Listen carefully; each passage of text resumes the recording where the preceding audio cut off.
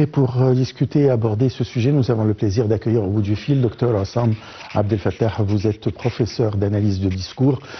Bonsoir. Bonsoir. Alors, à votre avis, l'objectif et l'importance de cette visite de ce responsable soudanais en Égypte aujourd'hui?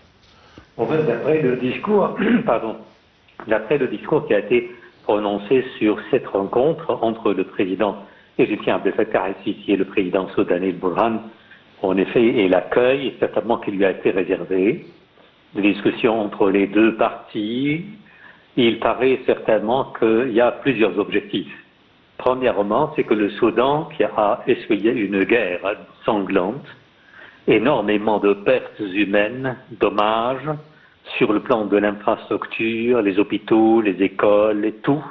C'est-à-dire que toutes les manifestations de la vie civile ont été complètement ravagées. Alors d'où la nécessité certainement de reconstruire. Le seul pays certainement qui puisse aider le Soudan, c'est l'Égypte, étant donné que les deux pays ont fait jouir d'une histoire particulière, exceptionnelle. Les deux autrefois constituaient un seul pays. Donc ici, le président Sisi a déclaré également au cours de ses multiples discours que l'Égypte est complètement disposée à fournir les aides nécessaires et indispensables au Soudan pour la reconstruction du pays. Et certainement, surtout, la santé, le public et les grands projets. Ça, c'est une chose. Et puis après, c'est que la rencontre a abordé autre chose, c'est-à-dire que où on est arrivé l'état de conflit entre les belligérants au Soudan.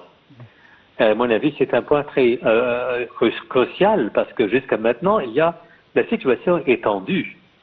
Donc, ce qui signifie également que la guerre ne s'est pas encore éteinte complètement. Troisième chose, et à mon avis aussi c'est très important, entre ici la délégation, les deux délégations égyptiennes et aussi la délégation soudanaise, c'est la nécessité aussi de mettre en place un certain plan de reconstruction d'où on peut s'attendre à plusieurs rencontres pour mettre au point la modalité d'aide que l'Égypte pourrait fournir au Soudan. Quatrième chose, et à mon avis c'est important, c'est de savoir exactement pour discuter la situation un peu plus globale, c'est-à-dire par exemple la sécurité de l'eau, du Nil.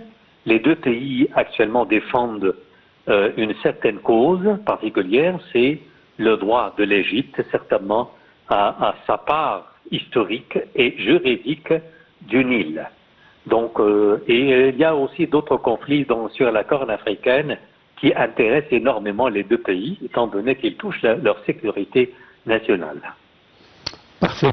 Là, actuellement, comment on peut décrire la situation au Soudan? Est-ce que c'est toujours vraiment des conflits partout au Soudan entre bien sûr l'armée soudanaise et l'autre partie?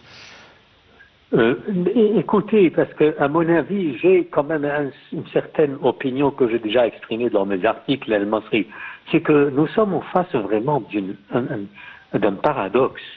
C'est un paradoxe et une catastrophe, ou bon, on peut dire ici, il s'agit d'une sorte de pandémie. C'est-à-dire que pandémie qui règne presque dans tous les pays arabes. C'est-à-dire que quand on analyse chaque situation, chaque conflit dans les pays arabes, vous allez vous rendre compte, à part certainement le conflit palestinien, vous allez trouver que les deux parties belligérants sont des Arabes. Et voilà, ça c'est la raison pour laquelle il n'y a pas de place pour le progrès. C'est-à-dire que dans chaque pays, il y a toujours une certaine guerre, un conflit, litige entre deux parties et chacune s'est échappée. Regardez les Soudanais par exemple. Comment se fait-il qu'un conflit pareil détruise complètement le pays? C'est-à-dire à tout démoli. Et même, c'est-à-dire qu'au détriment de la population soudanaise. À cause de quoi? C'est-à-dire un conflit sur le pouvoir, un conflit sur l'intérêt, intérêt subjectif. Alors dans ce cas, les deux belligérants, ou les belligérants généralement, n'attachent aucune importance à leur destin, au destin de leur pays. Ils ne comprennent même pas ce que ça veut dire la sécurité nationale. Et on utilise les termes sécurité nationale, mais c'est un jeu de mots. Parce que la sécurité nationale ou l'intérêt national impose certainement aux belligérants de comprendre qu'ils ont besoin de construire leur pays. C'est que la population, c'est toujours la partie perdante. Voyez. Donc votre question est très légitime de la poser parce que regardez, nous avons, mais il y a certainement dans ce cas, quand on a recours à la loi, on est obligé, bien entendu, de dire laquelle des parties est considérée comme légitime pour défendre cette partie et pour recommencer le processus de reconstruction dès le début. À chaque fois, on recommence chaque processus de développement dès le début. Puis on arrive à un moment, par exemple, à l'avenir, où encore une fois, la tension règne, et puis encore une fois, la déstabilisation du pays continue, il n'y a plus de justice, il n'y a plus de dignité humaine, et voilà, les répercussions catastrophiques, on commence justement à les récolter. C'est clair. Merci beaucoup, Dr Assam Abdel Fattah. Je rappelle que vous êtes professeur d'analyse de discours. Alors, on se retrouve juste après un petit break.